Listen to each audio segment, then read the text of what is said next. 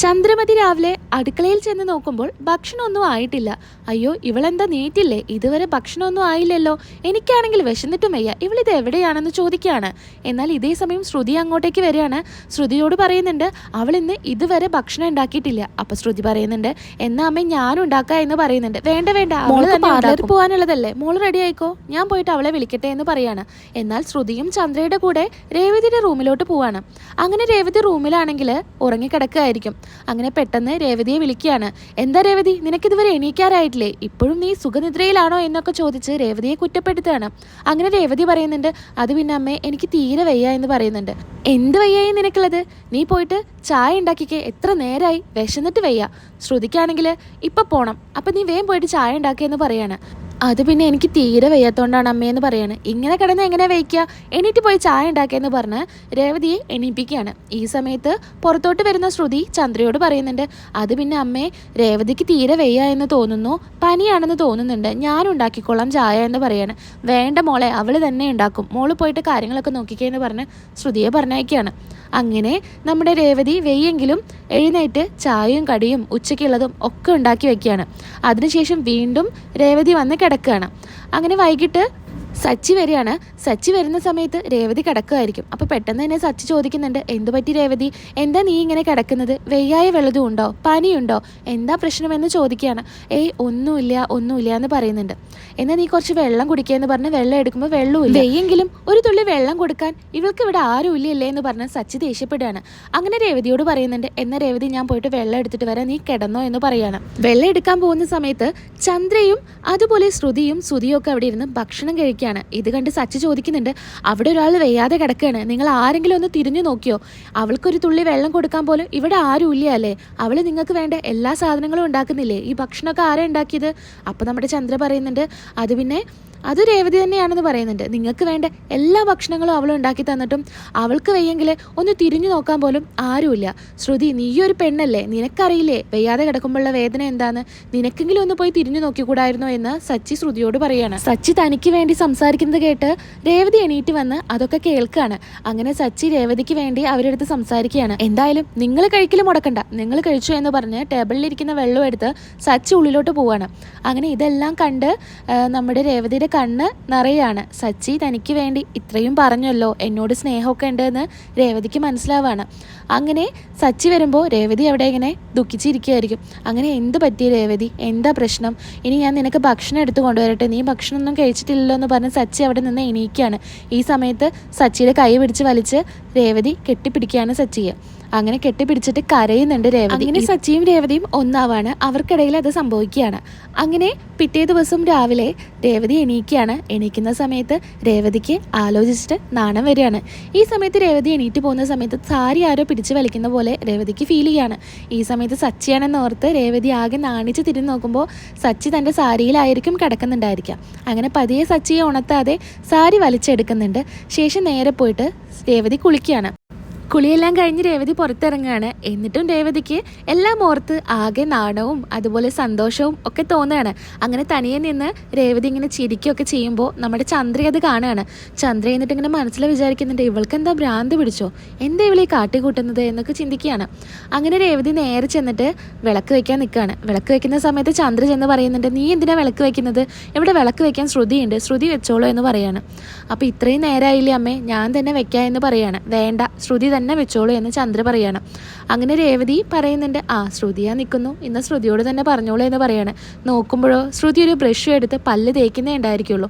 അങ്ങനെ അമ്മേ ഞാൻ ഇത്തിരി വൈകിപ്പോയി അമ്മേ, ഞാനിപ്പോൾ പല്ല് തേക്കുന്നേ ഉള്ളൂ, മോട്ടറിൽ വെള്ളമില്ല തോന്നുന്നു അമ്മേ, അതൊന്ന് നോക്കുമെന്ന് ചന്ദ്രയോട് ചോദിക്കുന്നുണ്ട്. മോളെ കയറിക്കോ, അമ്മ നോക്കിക്കോളാം എന്ന് പറയുന്നുണ്ട്. അങ്ങനെ പിന്നെ രേവതി തന്നെ വിളക്ക് വെക്കുകയാണ്. വിളക്കൊക്കെ വെച്ച് രേവതി പ്രാർത്ഥിക്കുന്നുണ്ട്. അതിനുശേഷം സ്ഥിരം നടന്നുകൊണ്ടിരിക്കുന്ന രേവതിയുടെ എല്ലാ കാര്യങ്ങളും താളം തെറ്റിയാണ്. അടുക്കളയിൽ കയറാൻ വഴുകുന്നു, ഉണ്ടാക്കുന്ന സാധനങ്ങൾ ഉപ്പും എരിവും പുളിയും മധുരമൊക്കെ കൂടുന്നു, അങ്ങനെയൊക്കെയാണ്. അങ്ങനെ വെറുതെ നിന്ന് ചിരിക്കുകയൊക്കെ ചെയ്യാണ് നമ്മുടെ രേവതി. അങ്ങനെ അടുക്കളയിൽ ചെല്ലുകയാണ്. അടുക്കളയിൽ ചെന്നിട്ട് രേവതി ഇത് തന്നെ ആലോചിച്ചിരിക്കുകയാണ്. അങ്ങനെ ചായ ഉണ്ടാക്കി കഴിയുമ്പോൾ ചായയിൽ പഞ്ചസാര കൂടുകയാണ്. അങ്ങനെ എല്ലാവർക്കും കൊടുക്കുമ്പോൾ എല്ലാവരും കുറ്റപ്പെടുത്താണ്. ചന്ദ്ര പറയുന്നുണ്ട് ഇതുവരെ ഒരു ചായ ഉണ്ടാക്കാൻ കൂടി അറിയില്ലല്ലേ, അങ്ങനെ എങ്ങനെയെന്നൊക്കെ പറഞ്ഞ് രേവതിയെ കുറ്റപ്പെടുത്താണ്. അങ്ങനെ രേവതി ഇതൊക്കെ ചിരിച്ചുകൊണ്ട് തന്നെ കേൾക്കുന്നുണ്ട്. ചീത്തയാണെങ്കിലും രേവതി ചിരിച്ചുകൊണ്ട് തന്നെയാണ് കേൾക്കുന്നത്. അങ്ങനെ പിന്നീട് നമ്മുടെ രേവതിയെ രേവതിയെ ലേബർ റൂമിലേക്ക് കൊണ്ടുവന്നാണ് കാണിക്കുന്നത്. അങ്ങനെ ലേബർ റൂമിലേക്ക് പ്രസവവേദന അനുഭവിച്ചിട്ട് കൊണ്ടുപോവാണ്. അങ്ങനെ രേവതി ഗർഭിണിയാണ്. അങ്ങനെ കൊണ്ടുപോകുന്ന സമയത്ത് പ്രസവമൊക്കെ കഴിഞ്ഞ് ഡോക്ടർ കുട്ടിയായിട്ട് പുറത്തോട്ട് വരികയാണ്. അപ്പോൾ പറയുന്നുണ്ട്, ഒരു കുട്ടിയല്ല 2 കുട്ടിയായിട്ടാണ് സിസ്റ്റർ പുറത്തോട്ട് വരുന്നത്. അങ്ങനെ സച്ചി പറയുന്നുണ്ട്, അയ്യോ 2 കുട്ടിയാണോ എന്ന് ചോദിക്കുന്നുണ്ട്. അപ്പോൾ വീണ്ടും 2 കുട്ടിയായിട്ട് വരികയാണ്. അയ്യോ 4 കുട്ടി, എനിക്ക് 4 കുട്ടിയൊന്നും വേണ്ട, എനിക്ക് 4 കുട്ടിയെ നോക്കി വളർത്താനുള്ള കഴിവൊന്നും ഇല്ല എന്ന് പറയുകയാണ് സച്ചി. എനിക്ക് 4 വേണ്ട വേണ്ട എന്ന് പറയുന്നുണ്ട്. പക്ഷേ അതൊരു സ്വപ്നമായിരുന്നു. അങ്ങനെ ഉറക്കെ വിളിച്ച് പറയുകയാണ് നമ്മുടെ സച്ചി, എനിക്ക് 4 കുട്ടികൾ വേണ്ട, എനിക്ക് 1 2 മതി, 4 കുട്ടികൾ വേണ്ട എന്ന് പറഞ്ഞ് ഇങ്ങനെ സ്വപ്നം കാണാൻ രാവിലെ തന്നെ. അങ്ങനെ പെട്ടെന്ന് നമ്മുടെ രേവതിയും രവിയും കൂടെ സച്ചിയുടെ അടുത്തോട്ട് വരികയാണ്. അങ്ങനെ സച്ചി വീണ്ടും പിച്ചും പിഴിയും പറഞ്ഞുകൊണ്ടിരിക്കുകയാണ്, എണീക്കുന്നില്ല, എനിക്ക് 4 കുട്ടികൾ വേണ്ട, എനിക്ക് 4 കുട്ടികളെ നോക്കാനുള്ള കഴിവില്ല, സാമ്പത്തികമില്ല എന്നൊക്കെ പറഞ്ഞിങ്ങനെ സച്ചി ബഹളം വയ്ക്കുകയാണ്. അങ്ങനെ പെട്ടെന്ന് രേവതിക്ക് അച്ഛൻ്റെ മുൻപിൽ ഇതൊക്കെ കേൾക്കുമ്പോൾ ഇങ്ങനെ ഒരു ചമ്മൽ തോന്നുകയാണ്. അങ്ങനെ രേവതി ഇങ്ങനെ കുലുക്കി വിളിച്ചപ്പോൾ സച്ചി എണീക്കുകയാണ്. അങ്ങനെ അച്ഛനെ കാണുമ്പോൾ അച്ഛനോട് ചോദിക്കുന്നുണ്ട്, അച്ഛൻ എപ്പോഴാണ് ഹോസ്പിറ്റലിൽ എത്തിയത്? അതുപോലെ രേവതിയെ കാണുമ്പോൾ ചോദിക്കുകയാണ്, നീ ഡിസ്ചാർജ് ചെയ്ത് വീട്ടിലെത്തി, എപ്പോഴാണ് വീട്ടിലെത്തി, നമ്മുടെ കുട്ടികൾ എവിടെയെന്നൊക്കെ ചോദിക്കുന്നുണ്ട്. അച്ഛനറിഞ്ഞില്ല എനിക്ക് 4 കുട്ടികളാണെന്നൊക്കെ പറയുകയാണ്. അപ്പോൾ ഇത് കേട്ട് അച്ഛനാകെ അന്തം വിടുകയാണ്. അച്ഛന് കാര്യമൊക്കെ മനസ്സിലായ സ്ഥിതിക്ക് പിന്നെ അച്ഛൻ അവിടെ നിന്ന് പതിയെ അങ്ങ് പോയിട്ടോ. അതിനുശേഷം പിന്നെ രേവതിയെ നോക്കുമ്പോൾ സച്ചിക്ക് ആകെ ഒരു ചമ്മൽ. അങ്ങനെ സച്ചി നേരെ രേവതിക്ക് മുഖം കൊടുക്കാതെ ബാത്റൂമിലേക്ക് നേരെ ഓടുകയാണ്. അങ്ങനെ ബാത്റൂമിൽ കയറി സച്ചിക്കും ചെറിയൊരു നാണം, സച്ചിയും ചെറു പുഞ്ചിരിയോട് കൂടി ഇങ്ങനെ നിൽക്കുന്നുണ്ട്. അതിനുശേഷം കുളിയെല്ലാം കഴിഞ്ഞ് വന്ന് സച്ചി അച്ഛൻ്റെ അടുത്ത് ഇങ്ങനെ ചോദിക്കുകയാണ്, അച്ഛന് എപ്പോഴാണ് അച്ഛനുണ്ടായത്, എത്രാമത്തെ വയസ്സിലാണ്, അങ്ങനെയുള്ള സംശയങ്ങളൊക്കെ ചോദിക്കുകയാണ്. അച്ഛൻ എപ്പോഴാണ് സുധി ഉണ്ടായത്, അങ്ങനെയൊക്കെ ചോദിക്കുമ്പോൾ അച്ഛനിങ്ങനെ കാര്യങ്ങളൊക്കെ മനസ്സിലാവുകയാണ്. അച്ഛൻ പറ, നീ ഒന്ന് പോയടാ നിൻ്റെ ഓരോ സംശയങ്ങളെ എന്നൊക്കെ പറയാണ് രവി. അതിനുശേഷം വീണ്ടും ചന്ദ്രമതിയും അതുപോലെ ശ്രുതിയും രേവതിയൊക്കെ നിൽക്കുമ്പോൾ ഇക്കാര്യം തന്നെ ഇങ്ങനെ ചോദിക്കുകയാണ്. അപ്പോൾ രേവതിക്ക് എന്തോ ചമ്മൽ, അപ്പോൾ ശ്രുതിക്ക് കാര്യങ്ങളൊക്കെ മനസ്സിലാവുകയാണ്. അങ്ങനെ പിന്നീട് നിനക്ക് എന്താടാ ഭ്രാന്ത് പിടിച്ചോ, നിൻ്റെ ഓരോരോ ചോദ്യങ്ങൾ എന്നൊക്കെ പറയുകയാണ്. എനിക്ക് ഭ്രാന്ത് പിടിക്കാതിരിക്കാനാണ് ഞാൻ നിങ്ങളുടെ അടുത്ത് ഇതൊക്കെ ചോദിക്കുന്നതെന്ന് പറഞ്ഞ് നമ്മുടെ സച്ചി അവിടെ നിന്ന് പോവാണ്. അതിനുശേഷം ജോലിക്ക് പോകാനായിട്ട് സച്ചി ഡ്രസ്സ് മാറ്റുകയാണ്. ഡ്രസ്സ് മാറ്റുന്ന സമയത്ത് രേവതി അങ്ങോട്ടേക്ക് വരികയാണ്. രേവതി അങ്ങോട്ട് വന്നിട്ട് ഡ്രസ്സ് അലക്കി വെച്ച ഡ്രസ്സ് തേച്ച് നമ്മുടെ സച്ചിക്ക് കൊടുക്കുകയാണ്. ഇന്ന് ഈ ഡ്രസ്സ് ഇട്ടാൽ മതിയെന്ന് പറയുന്നു സച്ചിയുടെ അടുത്ത്. അപ്പോൾ സച്ചി പറയുന്നുണ്ട്, എന്തും ഞാൻ തന്നെ എടുത്ത് ഡ്രസ്സ് ഇട്ടിട്ടല്ലേ പോവാറ്, ഇന്നെന്താ പുതിയ ശീലങ്ങളൊക്കെ എന്ന് സച്ചി രേവതിയോട് ചോദിക്കുകയാണ്. അപ്പോൾ പറയുന്നുണ്ട്, ഇന്ന് ഈ ഡ്രസ്സ് ഇട്ടാൽ മതിയെന്ന് പറയാം. അങ്ങനെ സച്ചി ഡ്രസ്സ് ഇടാണ്. അങ്ങനെ രേവതിക്കൊരാഗ്രഹം സച്ചി ഇൻസൈഡ് ചെയ്തിട്ട് കാണാൻ വേണ്ടിയിട്ട്. അങ്ങനെ സച്ചിക്ക് ഇൻസൈഡ് ചെയ്ത് കൊടുക്കുകയാണ് രേവതി. ആദ്യമൊക്കെ സച്ചി ഒന്ന് എതിർത്തെങ്കിലും പിന്നീട് സച്ചി രേവതിയുടെ ഇഷ്ടത്തിന് തന്നെ നിന്ന് കൊടുക്കുകയാണ്. അങ്ങനെ പുറത്തോട്ട് വരികയാണ്. പുറത്തോട്ട് വരുമ്പോൾ ശ്രീകാന്തും ചന്ദ്രമതിയും ശ്രുതിയും സുധിയും അച്ഛനൊക്കെ പുറത്ത് നിൽക്കുന്നുണ്ട്. അച്ഛനും ശ്രീകാന്തിനൊക്കെ ഒരുപാട് സന്തോഷമാവാണ്. അങ്ങനെ അച്ഛൻ പറയുന്നുണ്ട്, ഞാൻ നിന്നോട് പണ്ടേ ഇതുപോലെയൊക്കെ നടക്കാൻ പറയുമ്പോൾ നീ നടക്കാറില്ല, ഇപ്പോൾ പറയേണ്ടവർ പറഞ്ഞപ്പോൾ നടക്കുന്നുണ്ടല്ലേ എന്നൊക്കെ പറഞ്ഞിങ്ങനെ കളിയാക്കുകയാണ്. അങ്ങനെ ചന്ദ്രമതിക്ക് അത് അങ്ങ് ഇഷ്ടപ്പെടുന്നില്ല. ചന്ദ്രമതി ഇങ്ങനെ ദേഷ്യത്തോടു കൂടി ഇങ്ങനെ നോക്കുന്നുണ്ട്. അങ്ങനെ സച്ചി പറയുന്നുണ്ട്, എനിക്ക് പോകാൻ വഴുകി, ഞാൻ പോവുകയാണെന്ന് പറഞ്ഞിട്ട് ജോലിക്ക് പോകാൻ നിൽക്കുകയാണ്. സച്ചിയേട്ടാ അത് പറ്റില്ല, ചായ കുടിച്ച് പോകാൻ വേണ്ടി രേവതി പറയാണ്. അങ്ങനെ നിർബന്ധിച്ചിട്ടും സച്ചി കുടിക്കാത്ത കാരണം രേവതി തന്നെ പാത്രത്തിലെടുത്ത് വാരി കൊടുക്കുകയാണ്, വായിൽ വെച്ച് കൊടുക്കുകയാണ്. ഇതെല്ലാം എല്ലാവരും കണ്ട് ആകെ ഞെട്ടാണ്. ഇവരുടെ ഇപ്പോൾ ഇതൊക്കെ സംഭവിച്ചോ എന്നൊക്കെയാണ് ഇവർ ചിന്തിക്കുന്നത്. അങ്ങനെ നിർബന്ധിച്ച് സച്ചിയെ ഭക്ഷണം കഴിപ്പിക്കുകയാണ്. അങ്ങനെ സച്ചി ജോലിക്ക് പോവാണ്. ജോലിക്ക് പോകുന്ന സമയത്ത് സച്ചിയുടെ കൂടെ തന്നെ രേവതിയും പുറത്തോട്ട് വരികയാണ്. സച്ചി കാറ് വർക്ക്ഷോപ്പിലായ കാരണം റെൻറ്റിനൊരു കാർ എടുത്തിട്ട് അത് ഓടാൻ വേണ്ടി നിൽക്കുകയാണ് കേട്ടോ. അങ്ങനെ സച്ചി പുറത്തോട്ട് വരുമ്പോൾ യാത്ര പറഞ്ഞ് രേവതി ടാറ്റ കൊടുക്കുകയാണ് സച്ചിക്ക്. അപ്പോൾ സച്ചി ചോദിക്കുന്നുണ്ട്, ഞാൻ എന്താ കുഞ്ഞു കുട്ടിയാണോ എനിക്ക് സ്കൂളിൽ പോണ പോലെ ടാറ്റയൊക്കെ തന്ന് പറഞ്ഞു വിടാൻ? അത് പിന്നെ ഞാൻ പൂ കൊടുക്കാൻ പോകുന്ന സ്ഥലത്തൊക്കെ പുതുതായി കല്യാണം കഴിഞ്ഞവരൊക്കെ ഭർത്താക്കന്മാർ പുറത്തു പോകുമ്പോൾ ടാറ്റ കൊടുത്തിട്ട് പറഞ്ഞയക്കാറുണ്ട്. അപ്പം അത് കണ്ടിട്ടാണെന്ന് പറയണം. ഇത് കണ്ട് സച്ചി ഇങ്ങനെ ചിരിക്കുന്നുണ്ട്. അങ്ങനെ രേവതിക്ക് ഒരു ആഗ്രഹം, ഒരു ഫോട്ടോ എടുക്കണം, ഒരു സെൽഫി എടുക്കാനൊരാഗ്രഹം.